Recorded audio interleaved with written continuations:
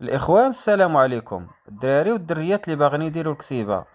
اليوم بغيت نقول لكم واحد الكلمة أو نصيحة أخوية يقدروا بزاف منكم ما يتفقوش معايا فيها، وهي: إلا ما كانوش عندك هاد ثلاثة الحوايج بلا ما تدخلوا في مشروع ديال تربية الأغنام. أول حاجة، اتساع. الغنم كتبغي الكوري متيسع ومهوي مزيان، وكتبغي الأرض فين تسرح رجليها وتاخد راحتها في المرعى. أما الضيق راه كيجيب غير الأمراض والخسائر. تاني حاجة، خاص يكون عندك مدخول آخر. إلا كنتي معول على الغنم هي اللي غتصرف عليك من الشهر الأول، راك غالطة ولد عمي. في البداية راك كاين غير جبد يا ما تجبد، مصاريف العلف، الدواء، تلقيحات، وزيد وزيد. وتقدر تخرج ليك شي حاجة على غفلة انت ما دايرش بحسابها.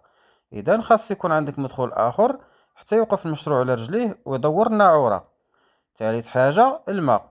إلا كان الماء عندك قليل ولا كيتقطع ولا كتشريه غالي، راه غادي توحل وتمحن. الغنم خاصها تشرب كل نهار وتاخد الكفاية ديالها.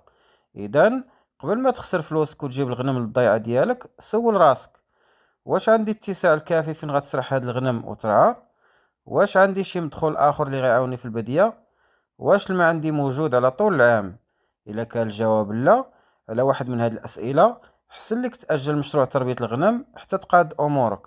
الكساب الحريفي كيبدا يوجد البلاصة والظروف اللي غادي تنجح ليه المشروع. أنا مصطفى من صفحة داروود الفلاح، كنقدم مواضيع الفلاحة والبادية. إلا عجبك المحتوى ديالي خلي لي متابعة.